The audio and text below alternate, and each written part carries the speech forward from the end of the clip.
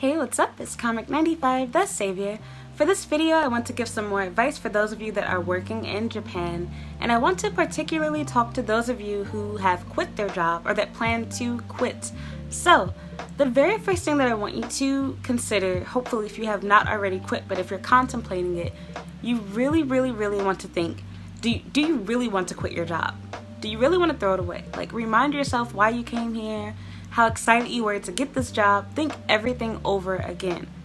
After you have decided and you've determined, or if you have, that you absolutely, I live next to school.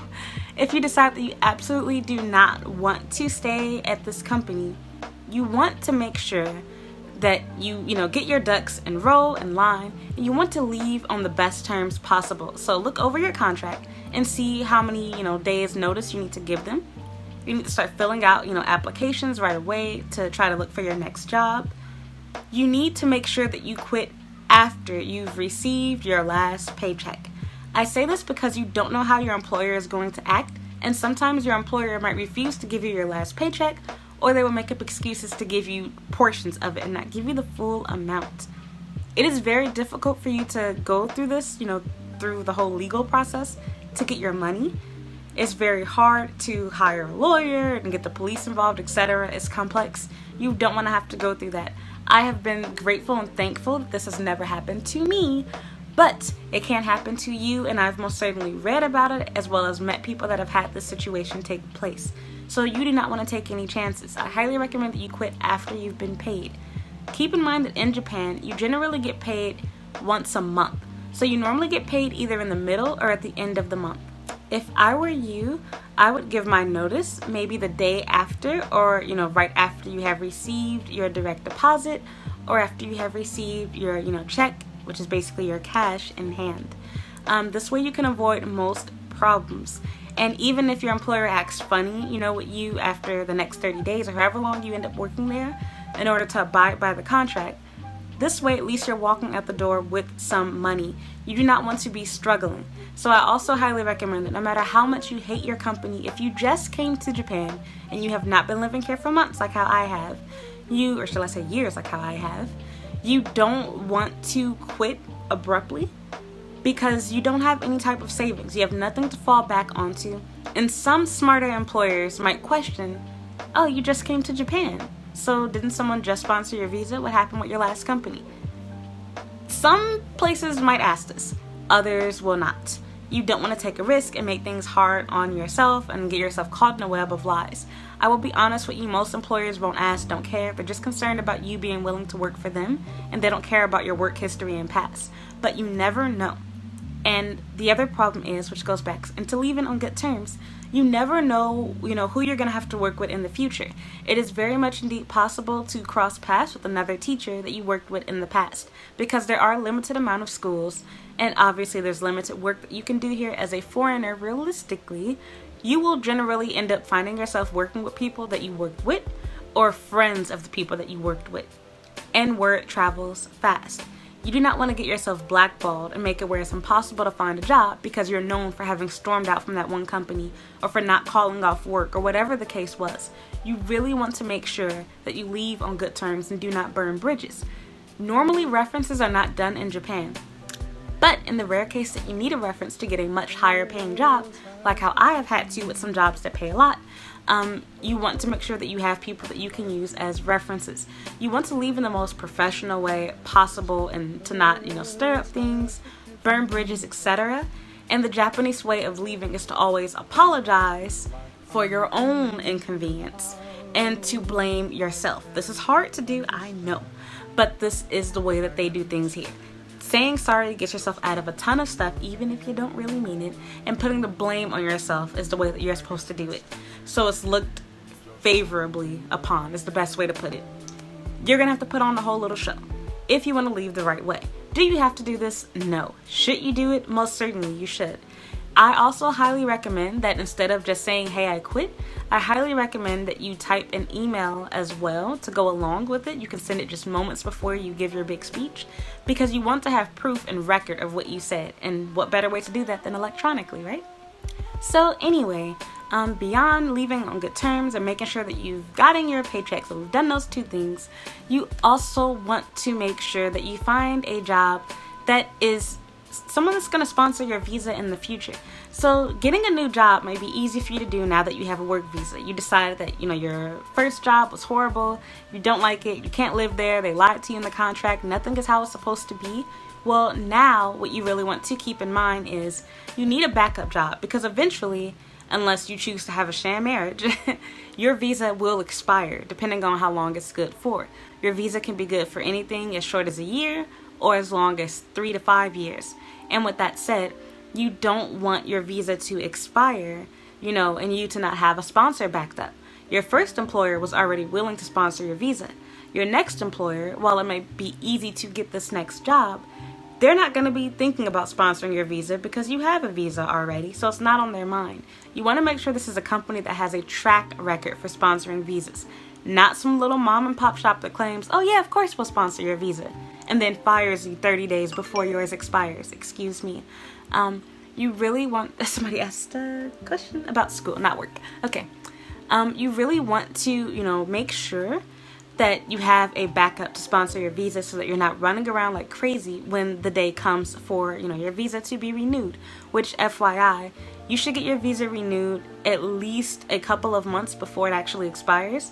Anything too soon, it might get rejected, and too late, you risk it getting rejected and you having to leave the country if anything is wrong, you're missing documents, whatever the case might be. So anyway, beyond that, you want to consider your job options.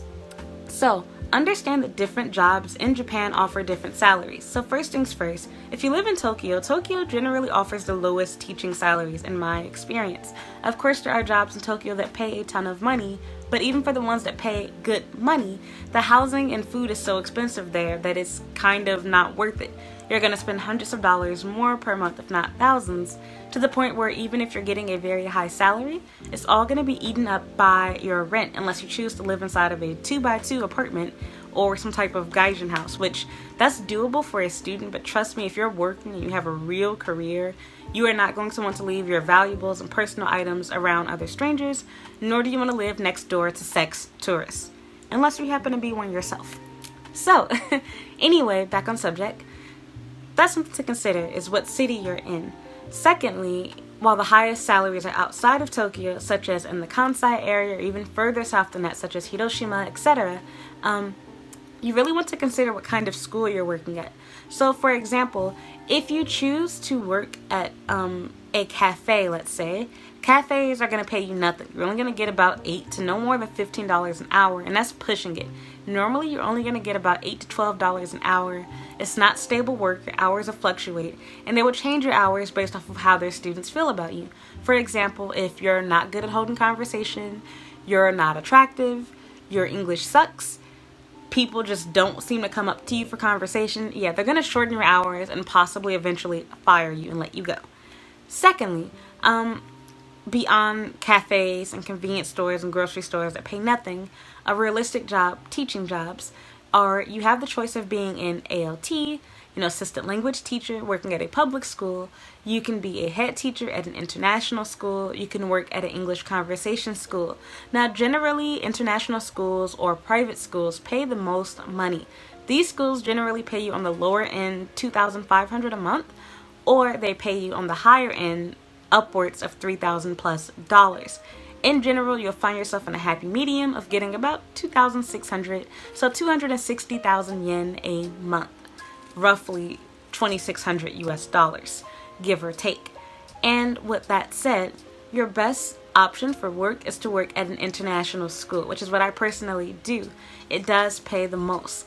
Other jobs, of course, include working at a university as a professor or some type of side gig job where you could have at, a higher secondary education type school. These are not easy jobs to land, and they generally require you to have a master's or doctorate, which most of you do not have. But if you do have that, it is definitely something to look into, and they don't necessarily, strictly abide by these rules. You can get a job with less than that, but it is significantly more difficult. You generally have to go through a hiring agency, and you cannot apply on your own unless you have those degrees. As far as ALT positions go, ALT positions don't pay much money either. They can pay as little as $1,500 a month, and on the higher end, $2,500. I would say a happy medium salary is about $2,200 for ALT work, but in my experience, they seem to only pay about 2,000 US dollars or 200,000 yen roughly every month. So again, consider where your own expenses are. If you're a kid watching this video, I know that sounds like a lot of money. It is not. It is chump change and pennies, and even if you're making a lot more than that, if you have something called bills, that's going to eat away at the money that you're making. And even on the highest end of salaries in Japan, the very top end of salaries, like I'm talking doctor salaries, are considered middle class pay in America. So that's how much big of a difference there is between pay in America and in Japan. So keep that in mind. For example, if you were to be making, let's say, $800,000 a month, it sounds like a lot, but it's not. You would be making about the same, if not more, than a doctor in Japan. And that sounds like a ton of money. That's basically roughly 75 to 80,000 US dollars. Yeah, that's nothing. That is the salary of a nurse that's had a few years of experience, like my mother. That's crap. It's an okay salary. It's not bad, but it's not good per se either. I mean, it's great for a teacher, but my point is that this is enough money to take care of a family. You're not going to be a millionaire making that much money in Japan, especially if you have a nice apartment at that, and you have student loans to pay for, and you have to pay for your children's school and personal expenses and travel and savings and all types of different stuff will eat away at your money. But this video is not about that. We can talk about that stuff later in the comments. What I do want to talk about, though, is keeping it on topic as far as your job options go. So I actually have a separate video that talks about, what's the best job for you to choose, best school. You can check out that video. I will link it down in the playlist in my description. You can check out that playlist. I'll put the video's link in the description. Excuse me, I make that sound super complicated. And you can check it out there. I believe I also wrote about this on my blog, so you can also read it there as well. I'll check and see if I did, and I'll link that down in the description box as well. So basically, just make sure that when you leave, you've received your last paycheck, your last big paycheck. You want to leave on good terms, and you want to make sure that you've read over your contract so that you're not surprised if your pay gets cut or if they deduct something or whatever the case is, because oftentimes they do have penalties if you quit early. So for example, if you were to quit before 6 months or before your contract is over, they might say that they'll withhold your last check or that they will pay you $300 less or whatever the case is. You really want to make sure that you look that over, and you don't want to leave your job until you have another one lined up because you don't want to be jobless. That's not fun for anyone, and you don't want to be struggling. So I highly suggest that you already have a savings account, where you have money to live off of and to help you get by until you get your first new paycheck from your new employer. The reality is all companies in Japan ultimately suck. No matter where you work, you're going to want more pay, you're going to get annoyed with your coworkers, and you're going to have issues. Some places are worse than others, and I don't recommend staying at a company where they're mistreating you or making you feel like crap, or where you feel suicidal or you feel like your life is on the line. Then yes, quit right away. But I will warn you, if you're quitting because of little petty stuff, whatever, you might as well get over it because you're going to have the same problems at your next company. All of these companies are lies. They don't care. Their goal is simply to make money.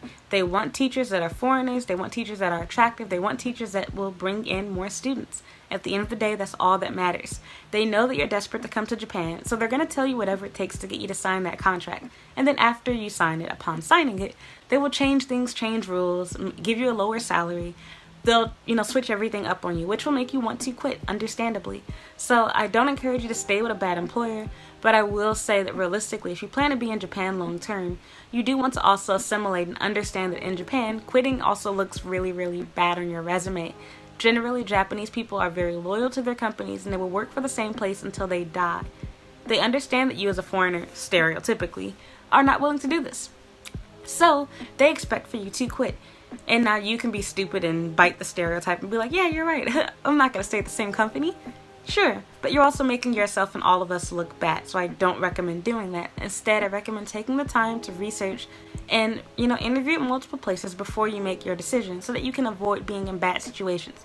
I have been in a ton of them, and I'm not proud of that, and I don't want you to be like me, so I'm advising you to do otherwise. While there are tons of websites, and this one doesn't necessarily have the best reputation, I highly recommend looking for a job on Craigslist, and the main reason being is These places are normally jobs that aren't necessarily advertised on Gaijin Pop for God knows what reason, I assume because they don't want to have to pay for advertisement.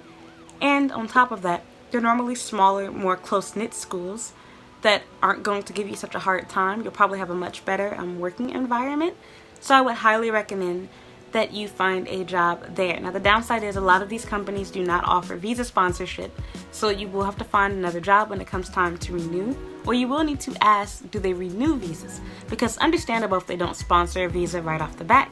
I probably wouldn't if I had my own school too, but for them to say that they don't do it at all, this is not a realistic job for you to have long term. It's just something to get by for now. So you will have to determine, is it worth it to work at this place or not? You really want to look at Craigslist and look at Gaijin Pot to find yourself another job, and really consider the distance from your home to your job, as well as what the monthly salary is and what benefits do they offer you and how long you have to work there to get these things. Those are all things that you want to consider. If you're someone that doesn't really like working with children, you'll find an ALT position to be better, or a position in an eikaiwa that deals with business English. If you do like kids, or you think you do, you're probably going to change your mind like how I did since being here. But if you do and you still have your heart set on children, then you probably will not mind working at an international school or working at an eikaiwa that deals with younger children. Again, it's all totally up to you, and some eikaiwas pay more than international schools, but in general international schools pay significantly more. They're full-time jobs and they have much longer work hours. If you work at English conversation school, generally the pay is lower, but the hours are also less too. So it's like a pick your poison type thing. You have to decide, do you want to have, you can have more time but less money, or you can have more money and less time. The choice is totally yours. But again, you really want to make sure that you leave on good terms. There's no perfect job in Japan, and ultimately, as I said before in another video, you can quit. Your employer cannot, stop you from quitting your job, and take away your visa. It doesn't work that way. But you do want to keep in mind that most of these employers do lie and make the job sound better than it really is. You're going to have to wake up and smell the coffee and realize that you're a teacher and that you're dealing with children. So it is going to be chaos, and it is going to be hectic, and it will be a little bit of a nightmare if you're dealing with younger children. Beyond just that, realistically, the best choices for working in Japan are definitely conversation schools and international schools. Assistant language teachers, while they do generally work with the oldest children, and they're public school positions, so you might feel like, oh, I get to experience being a teacher at a real Japanese school, they generally underpay you and you have to do a ton of traveling. So it might require you to drive or transfer on trains several times, or whatever the case is. It's not always a very fun thing to do. So it's totally up to you. Again, it's all your decision. There's no perfect job. There is no one answer for your question, but just really consider what your options are and think about it. Don't make any fast, quick decisions about quitting. Maybe you're just having a bad day, a bad week, or a bad month, and it won't necessarily be a bad year. Remember, you're here to work and to get paid and to be in Japan, not to make best friends with your coworkers, not to have the time of your life at work. However, if it's making you sacrifice your mental sanity and your mental health or whatever to be here, then you most certainly do want to leave. But you still need to be an adult about it and do it the right way when and if ever possible. So that is that. I hope you found this video helpful. If you have any questions or comments, please leave a comment down below. Other than that, I would really appreciate it if you would like, comment, and if you have not already, please subscribe to my YouTube channel. You can also follow me on Instagram and Twitter, and I have a Snapchat and Facebook page as well. Thank you so much for watching, and I hope you will watch another video. Goodbye!